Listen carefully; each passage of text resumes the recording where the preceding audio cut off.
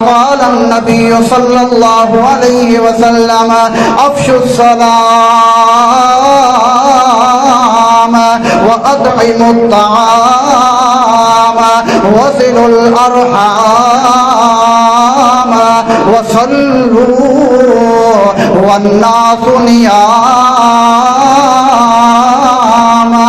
تدخلوا الجنة بسلام۔ اللہ کے پیغمبر نے چار چیزوں کو ذکر کیا، فرمایا افشوا السلام، سلام کو عام کرو۔ کس کو عام کرو جی؟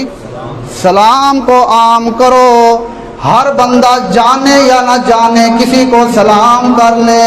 اللہ کے پیغمبر نے پہلی تعلیم یہ دی کہ لوگوں کو سلام کرتے رہا کرو۔ ایک روایت کے اندر آتے آپ صلی اللہ علیہ وسلم نے فرمایا جو بندہ کثرت کے ساتھ سلام کرتا ہے اللہ اس کے گناہوں کو بھی معاف کرتا چلا جاتا ہے۔ افشوا السلام، فرمایا کہ کثرت کے ساتھ سلام کیا کرو، سلام کو عام کر دو۔ دوسرے نمبر پر فرمایا وَأَطْعِمُوا الطَّعَامَ، مسکینوں کو غریبوں کو کھانا کھلایا کرو۔ کس کو جی؟ غریب لوگوں کو، گھر میں جن کے کھانے کے لیے کچھ نہیں ہے۔ اللہ کے نبی نے فرمایا وَأَطْعِمُوا الطَّعَامَ، مسکین غریب لوگوں کو کھانا کھلایا کرو۔ تیسرے نمبر پر فرمایا وَصِلُوا الْأَرْحَامَ، لوگوں کے ساتھ صلہ رحمی کیا کرو، لوگوں کے ساتھ نرمی کے ساتھ پیش آیا کرو۔ چوتھے نمبر پر فرمایا وَصَلُّوا وَالنَّاسَ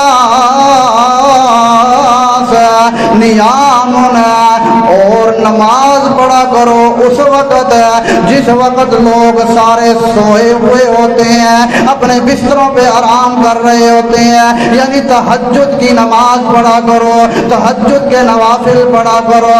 اللہ کے نبی نے یہ چار چیزیں ذکر کی ہیں، سلام کو عام کرو، غریبوں کو کھانا کھلاؤ، لوگوں کے ساتھ صلہ رحمی کے ساتھ پیش آؤ۔